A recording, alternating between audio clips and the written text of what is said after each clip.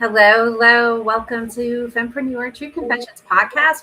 We're a little different today. Laura isn't here, at least yet. She's having connection issues. So we're jumping right in with the guest today. Our guest today is Loralyn Mears, executive. She's the executive at 3 Fortune 100s and numerous startups. She's an expert operating at the intersection of technology, science, commercialization. She's a journalist and author of a national gold medal indie book, winner of a national pitch contest, founder of an award-winning e-learning platform. So welcome, Loralyn. Thank you, Angelique. And as I said, is operating at that intersection. I get it. Technology is great when it works, not so much when it doesn't, right? So Laura will join us here soon. Yes. And so just really quick, Fempreneur True Confessions podcast is myself with Lady Powerhouse Solutions and Laura Brown with ODAA, which stands for Other People Design. Both of us run VA agencies essentially, and we both do project management. And when we met over 3 years ago now, we've been doing the podcast for 3 years. We weren't seeing modeled what we were experiencing. So we felt very kind of isolated, alone in our entrepreneurial journey. And so our hair was on fire. We were a hot mess express, and we weren't seeing this modeled. Okay. Nobody was talking about the hard parts. Everybody was talking about the bright, shiny objects and it looked very produced and just so perfect. And that wasn't us. We're, messy and real. And so we said, well, then be the change you want to see. We wanted other women not to feel alone because we knew there were other women out there struggling as well as entrepreneurs. And so that's how the podcast came to be. And then we just started inviting other women to come and share their journey and what their journey is like. And so Loralyn is here today to talk about that. And one of the things that I know when we send out the intake form to get information on the guests, one of the things we ask them is to share their stories. And one of the stories we look for is females supporting other female people, right? Not just in business, but just in general. And so you've got a really great way of looking at that and doing that. And that's part of what the podcast title today is about: shining light on others and turning trauma into triumph. So I'd love to hear you to share your story of that story of supporting other people. And oh my, like, where do you begin, right? Yeah. So it's the whole thing. So fempreneurs, yes, absolutely. That is what we are, right? We're out there. I think about Chapel Roan's song, right? Phenomenon, on, whatever. There's a whole bunch of other letters in there, but that's what it is. It's women who really are starting businesses more often than our male counterparts. We're creative. We're looking at ways to be able to get it done. And I look at myself, how I brand myself. I'm a STEMinist. And so as a STEMinist, right, I'm STEM forward. I have a PhD in molecular biology. And so I've always been science first, data informed, data analytics, all that sort of geeky stuff. Yeah. I call myself a cool nerd, though. That's an important. That's right. That's right. But on the helping people, so I want to get into where we do that, because that's really what it's all about, is how to help other women lean on each other and make that possible. And then, of course, all the trauma that's led up to where I am today and why I have the lines under my eyes that I do, right? Earn them by this. Yeah. Year. And so let's figure out how to break this down and where to begin. So first off, before we can get into how we help other women, and that's really important. So I'm so excited to be a part of your show because we share the same philosophy. How do we shine the light on other women? Even with my podcast, which I started 5 years ago, took a break last year because I was burnt out, but that's another story. And part of this story. That's a story in itself. The ability for us to take a break is huge. It is. And then I'm looking at, I had my little freak out. So I get this all over the place. So I'm the ADHD squirrel. So we're going to keep bringing it back, though. I closed the loop. That's okay. So am I. I know. That's what I'm saying. So we got to keep bringing it back. So we've got a few threads open here. I'm all about closing the threads. So thread one on the why I took a break. I looked the other night and I had a little freak out. I've got 98 guests booked for my podcast in 2026. And I'm thinking, holy Hannah, that's a lot of episodes per week. And I've got more requests in that I haven't even looked at the rest of the queue yet. Those are the ones that are booked. So I'm thinking, all right, what do I do there? Because I need to manage that. And then let me roll, because that led to the burnout in 2024. Let me roll it back and go to the other thread on helping women. I started the Grit Files podcast along the same lines of what you're doing here with the Fempreneur podcast, that it's not all bros and Lambos and really easy. It takes grit and it's hard. And I was shining the light on female entrepreneurs who generally don't do as good of a job as our male counterparts, saying, hey, hey, look at me, I'm fabulous, right? We don't scream to the hilltops as much as our male counterparts. But then a group of men came forward and said, we're going to sue you for being exclusive. Yeah. So that kind of started the, I'm going to take a break from this because it was a podcast intended for women. And now my podcast has people of all genders, all ethnicities, all everything. And it wasn't like I ever intended to be exclusive, by no means. But the intention was to start and help women. But a group of men had an issue with that. Yeah, right. So let's just start the podcast off with that story. Wow. Yeah. And so, how do you, okay, now I'm asking questions about personal stuff. And so if you don't want to answer, none of this was on the pre-interview. So now that you've got all these guests lined up next year and, you don't want to burn out again, how are you going to do it? I'm looking for more coffee. My cup. I know, me too. I'm like, oh, mine's empty. I saw you grab your mug, and I'm like, oh, where's mine? But it's like maybe I can suck back the dregs of the cappuccino foam. But it's like, oh, need a beverage to get into that answer. No, the reality is, I'm not exactly sure. Now, I'm better off than I was a couple of days ago in my little freak out. I rely heavily on AI. I've been training my own. I've got 2 models I've been training for 2 years. So they're really attuned to everything about me personally and professionally and helping me sort through that. Figuring out, well, what's the potential ROI impact here? What's the potential downside here? What are the risks to my health? Right, the trade-offs of trying to do this versus doing that, because you can only do so many things. Even as an ADHD squirrel, right, at some point you've got to switch treadmills or actually get the thing done. Well, actually, I think we burn out faster. It's almost like bipolar cycle, right?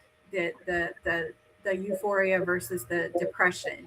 I think we have a similar cycle of energy, right? And we're going, and then all of a sudden we're done, and we don't want to do anything ever again. And I think it depends on the level of fatigue that we've created for ourselves, for how long we stay there. But anyway, I interrupted. No, but it's dialogue, right? It's not monologue. Otherwise, I'd just be live streaming myself and going, hey, listen to me. But that's not what we're doing. We're having a dialogue. We're having a conversation about this because fempreneur trauma, I have enough evidence after interviewing close to 300 guests on my own podcast. It's real. It is absolutely real. And just as you were saying, Angelique, as the ADHD squirrels that can run, we're running so fast, the highs are high. But when we crash, man, we really crash. Like I said, I went from, with the Grit Files, ranked top 5 business and entrepreneurship in 2023 to I stopped. Yeah. Full stopped in 2024. I dissociated from my business partners. I really pulled back on my business, looked inward. I mean, I was really having a hard time. There were personal events and things going on as well that made it extremely difficult. I just couldn't be out there. And that's the thing. Even in social media, we're expected, right? There's a certain level of understanding, and it's kind of that unwritten contract, right? That accountability. If I'm going to be out there and helping you as small businesses, I better be all that in a bag of potato chips. Right. And social media is It's just this. self-imposed No, though. but this is what I'm seeing the shift though. We're going from the macro influencers, the Kim Kardashians, I'm in my gown, in my bathroom, this whole thing, da da da da. Then we started to get to the micro influencers. Now we're at the nano influencers. And it's not so much this curated micro slice of life anymore. We're showing up as fempreneurs and we're like in our bed. This is how I woke up, like legit. Not I had my makeup artist make me look natural before I went Yeah. the perfect lighting, but it's how I wake up. It's rough. It's this, it's that. The dog barfed on the bed. Here we go. Right? The real stories, because that's what we are all craving. We're tired of the crap and the lack of authenticity, which is a word thrown out all the time. And we're just tired of the nonsense. We're just like, be real. Can people talk about it that it's not bros and Lambos? I put up a video and it instantly went viral and I got millions of hits and I made hundreds of thousands of dollars of passive income in just 1 week. And you can do it too if you follow my method. Like, we're sick of it, right? Mm-hmm. It's not how it works. No. It takes work. It takes years. Yeah. I'm passionate about that. I love it. I love it. Well, and that's how we get where we are, because entrepreneurship, if you aren't passionate and you don't know your why, and I know that that's been driven into the ground, you got to know your why. What's your why? But if you're not solid on what your own beliefs and values are and why you're doing what you're doing, it gets messy really quickly when the pressure starts to come in. And I've seen this over and over and over again, not just in business but in personal scenarios and just situations where it plays out and it's like, okay, this could have gone south, but because that person recognized that this isn't aligned, I need to honor my own boundaries, whatever they may be, honor my own values about why I do what I do, and not go down the wrong path because of pressure. And that's just it's so I'm really, really glad that you're passionate about it, because it's definitely something that we need to be reminded of. I know how to make coffee in my French press, but if I don't do it for a couple of months, I have to look again. We need that reminder, right? Even though we've done it a million times before, unless you're doing it every day and it's a ritual or a practice, you need reminders. That's right. And then one of the things I'd really like to talk about, Angelique, is that the pressure related to, okay, how you show up. So we've talked about that part, like, oh yeah, okay, you don't have to be so cute and fluffed anymore, thank goodness, because that's just a bar that's just too high, right? There's that.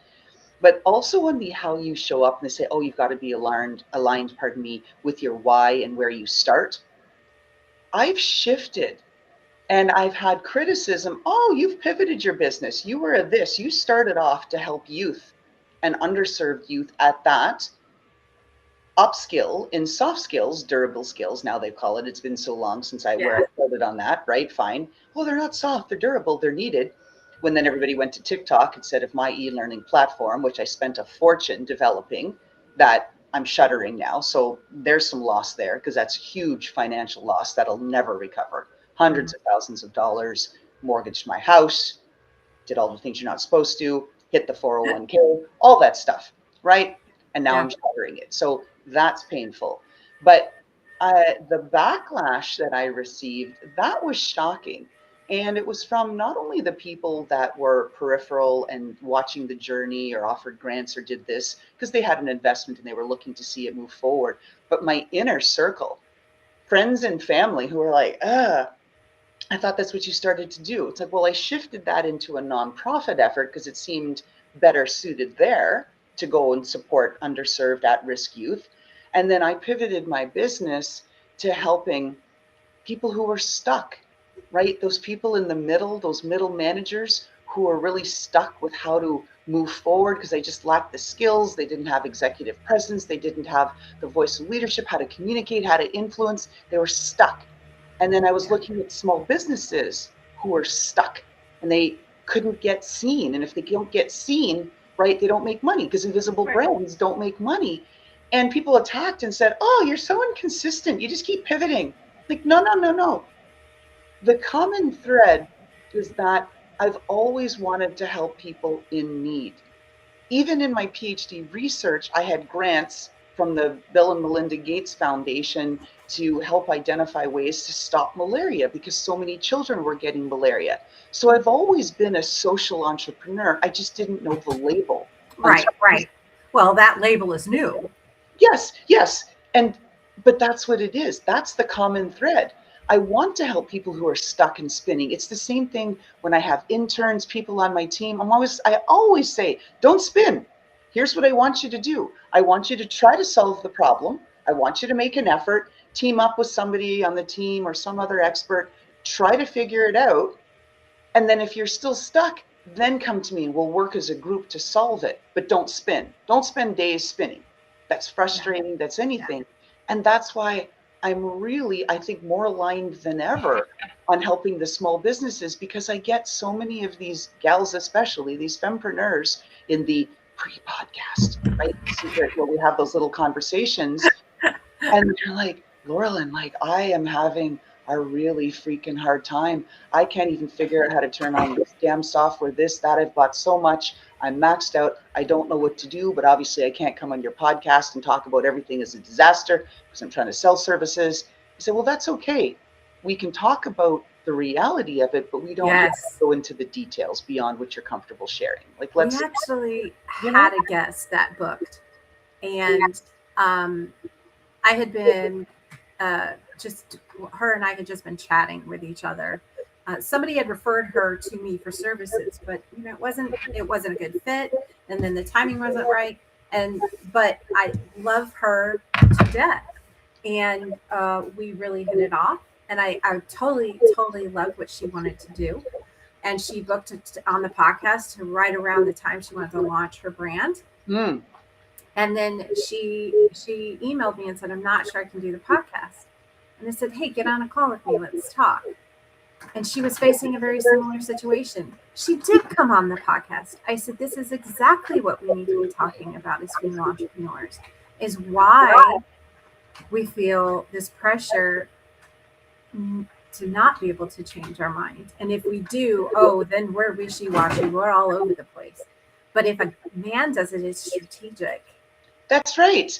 It's that same thing. I've spent my whole life walking that line between assertive and aggressive. As a woman, if you're on the wrong side of that line, you're a biatch, right? As a man, you're just confident, cocky and arrogant. Okay. Oh, what a leader. Yeah. And that's the same thing, under attack for shifting the business.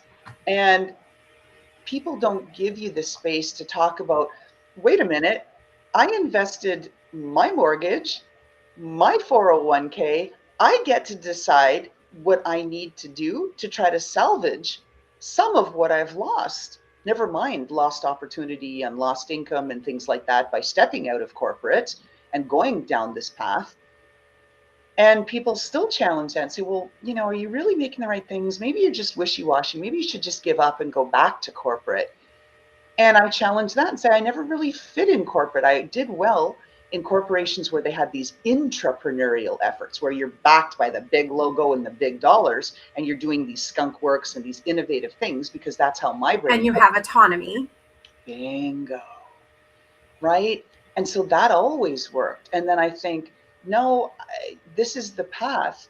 And then people say, well, having a job's really hard too. And I get that. You've got people dynamics. There's always that stuff, moving goalposts, a lot of the same things. Oh, yeah. And we are absolutely not about poo-pooing people who are in corporate. No. That's not, it's just that when you're an entrepreneur, you don't fit that you're not a piece of that puzzle. You're just not. And then there are people who are a piece of that puzzle, and that is perfectly okay. Sure.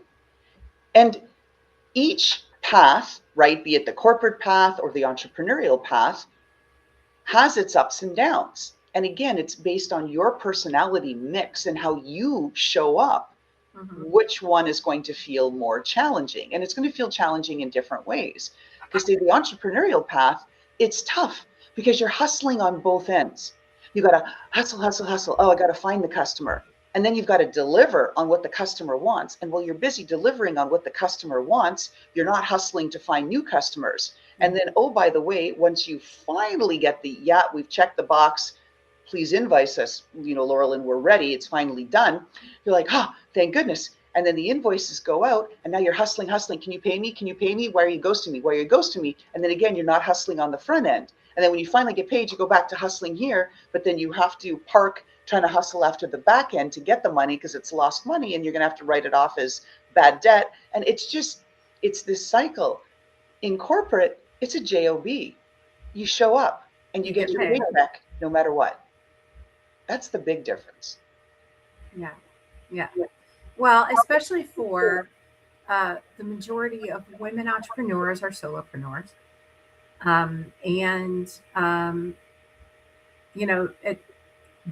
We all kind of start out that way, unless you've got a chunk of money to invest in a full team right off the bat. Most women don't. We're usually starting from our kitchen or our bedroom or our closet office. One gal, I remember her because I've always been a huge podcast listener. I remember listening to a podcast. She's like, I'm literally in my closet. I've converted my closet into a podcast studio to keep the noises of the pets and the dogs and the kids that are outside the bedroom going crazy. And I just remember thinking, that is the mother of all invention, right? Necessity is the mother of all invention. And I think that term mother is so adequate for entrepreneur, describing that especially, but even as entrepreneurs, in essence, we're birthing businesses. These are our business babies. Yes. Do you think? No? You disagree? Yes, because as we're really all mumpreneurs. Most of us have a baby if we don't have children, or if you're like me, I'm a step monster, right? So I've got stepchildren. I branded myself as the step monster, and FYI, the week after Mother's Day, we have Step Monster Day because I've raised the children, and we have Step Monster Day to remind them that they were lucky with the bonus parent that they got, right? I'm not that evil. I can be a pretty good supportive person. Anyway, so as the step monster, we've all got something. And then our business, it really does become our baby. And you talk about the pressures of mompreneurs, and that's why I think so many women like to gravitate to my show or come to your show where that focus is, so we can actually have these conversations, say what's going on. I remember fairly early in the journey of Steeris, my business, and again, it was the height of COVID, so everybody's got their computer parked somewhere. I was on the kitchen table, and there I was, and it was late at night. I was recording for an offshore event that they had, and I was part of a panel discussion about what it's like during the pandemic, trying to get a business going as a woman, all this sort of stuff, when we're saying it's so hard to balance the obligations of family and business. And on cue, it could not have happened at a better time. It was my time to speak, and because I was on the kitchen table, the husband and his two kids, who at the time were late teens, they weren't young. Loralyn, what are you making for dinner tonight? We haven't had dinner yet. And I'm thinking, oh my God, you are 3 functional adults. The pantry is full, the fridge is full. Figure it out, right? And I moved the camera in the panel and said, see, this is what it's like being a mompreneur. You don't get to stop, right? As if you're the malepreneur, you can keep working and work in the office and bring dinner to me, and children stay out and go off on your own. When you're the mompreneur, you gotta get the family sorted out. It was crazy. Yeah.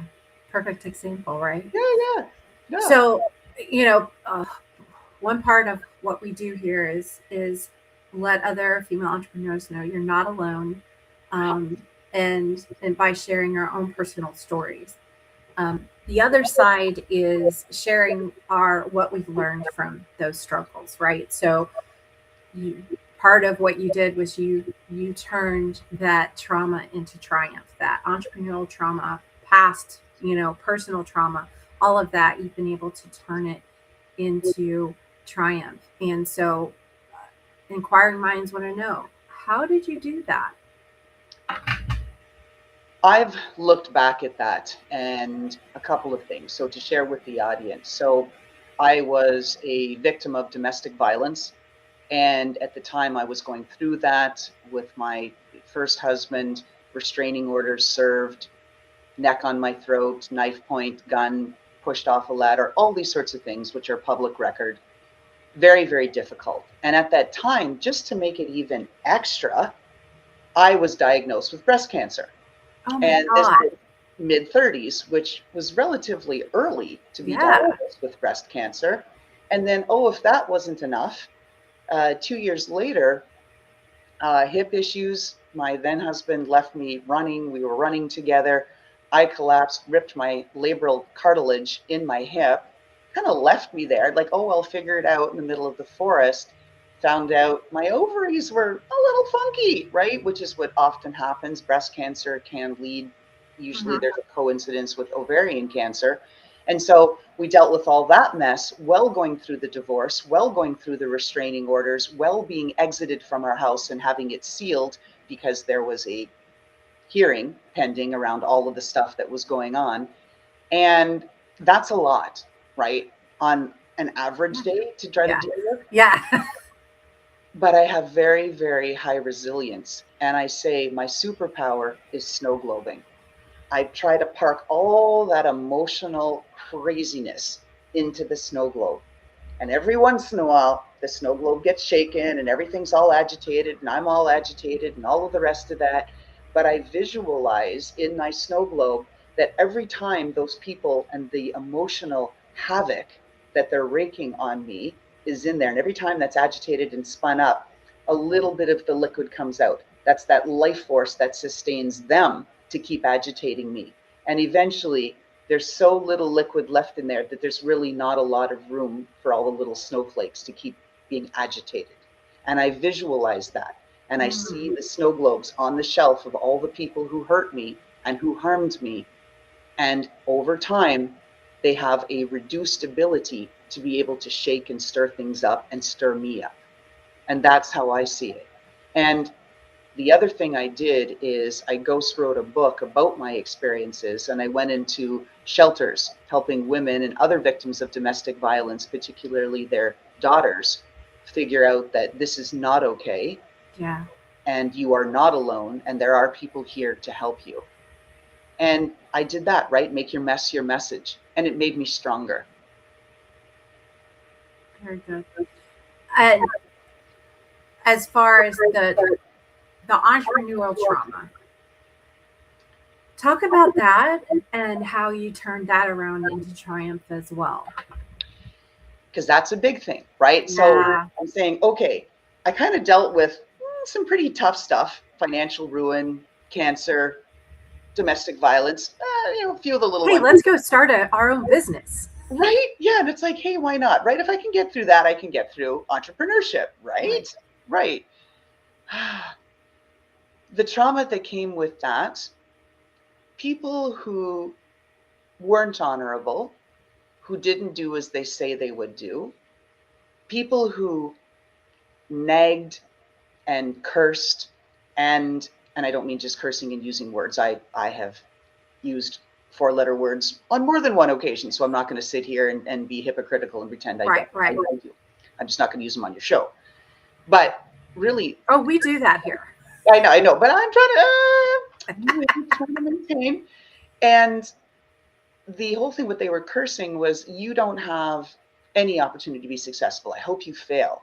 I hope you suffer through this. Like, just literally not wanting me to be successful, but wanting me to just fail epically. I had the dishonorable people. Let's take a look. I think we might do an investment. Let's dig in. Taking me on road tours, investment tours, meeting with all kinds of people, only at the end to say, you know what? we're going to pursue the business on our own. We don't really see a fit with you after they picked my brain. I'm so sick of the brain pick. That's really the tough thing that, like I said, people with dishonorable intentions, they do the brain pick and then, oh, you look and then a month or so later you see, wow, that's a really clever campaign, Loralyn, right? Whose idea was that? Well, mine. And then they do it, right? Maybe they've got better resources, they're less scrupulous, so they'll go forward with it. And that kind of thing. And people who I thought would be partners, but really weren't. They were like, No. you're failing, you're failing. Do you know you're not succeeding? Do you know why you're not succeeding? This doesn't work. Rather than, hey, let me take this part, you do that part, and then this way combined, we can be successful. It damn near killed me. Like I said, 2024 plus a whole mountain of other personal nonsense that was happening. I was like, I'm going to go under physically, financially, all of it. So we recently had a guest on that talked about just pressing pause and how powerful that is. Yeah. Is that similar to what you did? No. Okay. I went the other way. Said, I'm burnt out with all that stuff. I just put distance between me and all that nonsense. And I went insular, right? And I said, I am going to zero in and double down and triple down on the stuff that I know how to do well. I'm going to dig out of this mess. I'm going to figure it out because I don't like to fail. And I'm going to figure out this damn thing, even if I have to do it myself, and just get it in. And it's taken me a year and a half to dig through that and get to where I am today on the podcast with you, Angelique. But I feel like, you know what? I'm ready. Version, I don't know, 18.0, 20.0, whatever version I'm at. I like to think I'm version 56.0. Well, there you go. 56.5-ish. Well, then we're the same age. And so it's about it, right? I have had all those reinventions like lots of other people, but I'm also in a stronger position, even though my first marriage should have shown me about how to be better setting boundaries. Somehow I still always wanted to believe, I wanted to be loyal. That's a really big value for me. And when people violate that loyalty, I have a really hard time with it. So I make every effort not to violate it with other people. And yet, wow, you look at all that stuff and think, okay, how am I even here and on this side? But I am more determined than ever, clearer than ever, and more focused than ever. And again, as the ADHD squirrel, focus, right, is the aspirational big nugget in the sky we're all chasing. And I'm not quite there because I still have too many projects. I'm like the little octopus, and you can't balance 20 balls when you only have 8 arms. Yes. But that's fine. Then I'm just dropping some now. And the difference is now I'm on this side. Yeah, it dropped. You know what? I let it drop because I'm done. I can't. I don't have an arm for that, and I'm not doing it. That's it. Yeah. And be confident in my decisions after being beaten up 6 ways to sideways about the decisions I'm making, this that I'm doing, whatever, all of this kind of stuff. Like, you know what? I'm done with it. I know my path. I'm clicking with the small businesses that I'm supporting, not just women. Men are overwhelmed too, and they're finding a safe space to talk to me about that because they don't feel like they can go out there and say, oh yeah, this is hard. Yeah. But a lot of people are struggling. Small businesses are having the most difficult time that they've ever had, even since the start of the pandemic. Loans are at an all-time high. Failure rates are at an all-time high. Formation rates are at an all-time high. Because even people that went in, and I've even closed one, that's another thing on boundary, that I had a partner, we'll go in, start a new business. Nah, less than a year, I'm out, right? Not into it. Just really, I don't like the friction. I don't like being whipped. I'm not your whipping post. That's it. That's not how this is going to work. Out. I'm out. Yeah. Done. Yeah. And now I feel confident to say it because I am absolute in my conviction, my passion, and your focus. And my focus. You're clear. Yeah. So it sounds like that overwhelm and burnout led to clarity. Yes. But you had to go inward, right, to find that. Yes. And that not only did I have to go inward, I had to put the earmuffs on. I needed to filter all the noise and all the nonsense and any of the non-productive or unproductive voices, any of the negative voices, any of that, I'm like, you know what? Arf off. I'm tired of it. I don't want to have you in my ears or in my head anymore, because I'm not stupid. I know how to do things. I have a lot of skills. I'm a lifelong learner. I can learn more skills. And with some support and kindness around me, look out. Because if I bring that support and kindness that I'm getting, I can deliver it to other people. We exchange it, we support each other, because what? A rising tide raises all boats. Yes. And I'm looking for the other boats who are struggling in choppy waters. And together, man, oh man, we are going to find smooth seas together, and frig all the rest of that crap and nonsense that people are trying to put in our head and force those limiting beliefs. I'm over it. I'm so over it. Like, listen to me. I'm like, ugh, no. Like, if people go down that path, no, excuse me, that's not productive. Yes. I don't want to be a part of that. Yes. I'm out. Exit stage left. Toodles. Yeah. Done. And it sounds harsh to the person that that's not honoring your boundary or valuing you, your time, your expertise, whatever. It sounds harsh to them. I don't think that it does, Angelique. No? I think they're so myopically fixated on whatever their own issues are that they have to inflict harm on others, that they don't feel devalued, that their opinion, whatever, is being boxed off. They don't care. They're on their path.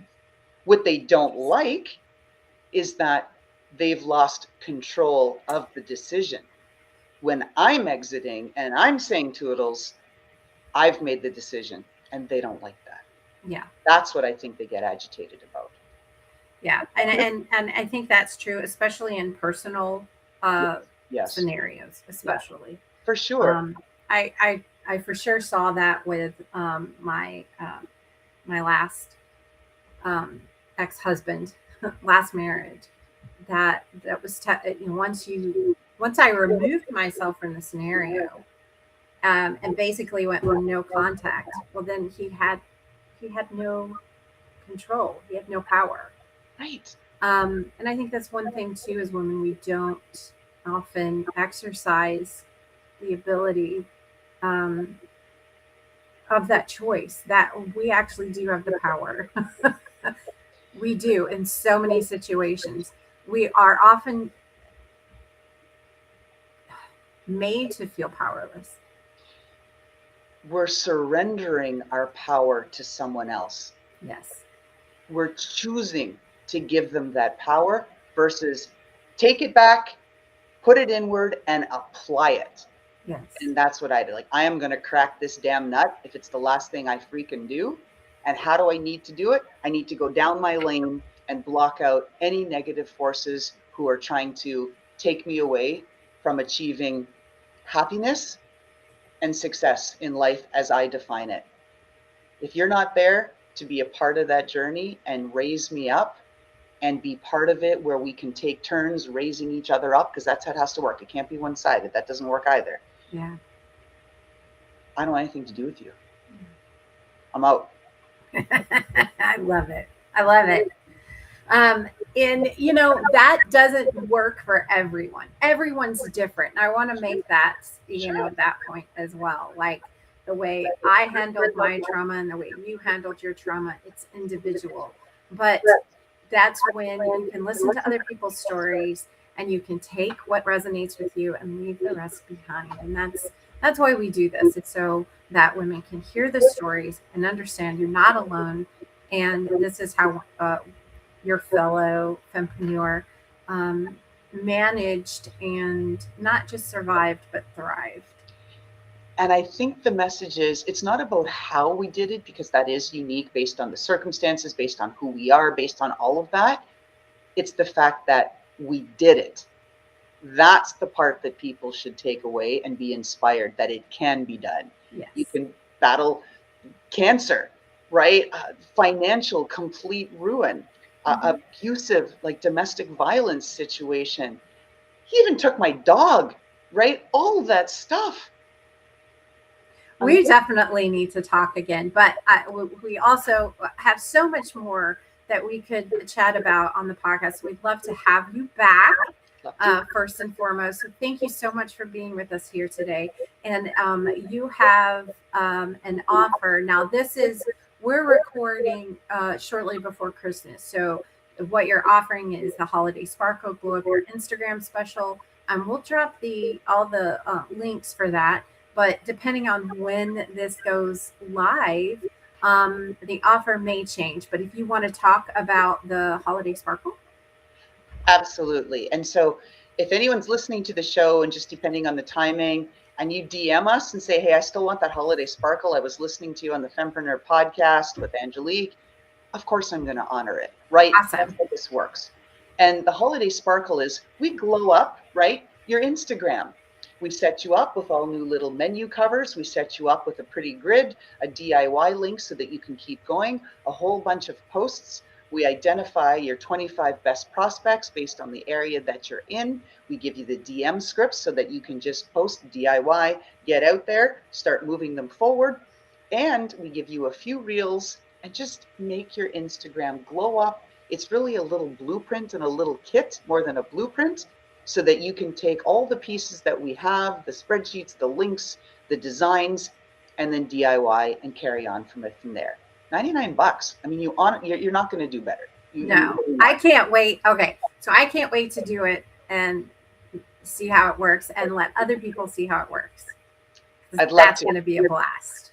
Let's do it. Awesome. Well, thank you again for being with us today. For our listeners, be sure you're on our email list. Be sure that you're following us in all the places. We're on Facebook and Instagram and TikTok and all the places. And we're also working on creating a community. So if you go out to ftcpodcast.com, click on the community tab and get on the wait list so that once we do launch, and we'll need beta testers, you'll be the first on the list. Awesome. Well, thank you again, Loralyn. It's been a complete pleasure chatting with you. And to the listeners, we'll see you guys next week. We're live every Monday from at 12 noon to about 1 o'clock.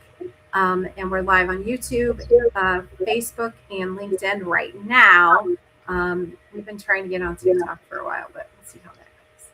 There you go. Thank you, Angelique, and to the whole Fempreneur team. Laura, sorry, your technical difficulties prevented you from joining us because it would have been funny to be Laura and Loralyn, right? You know, that's how our names the same way. I just have a few more letters after mine.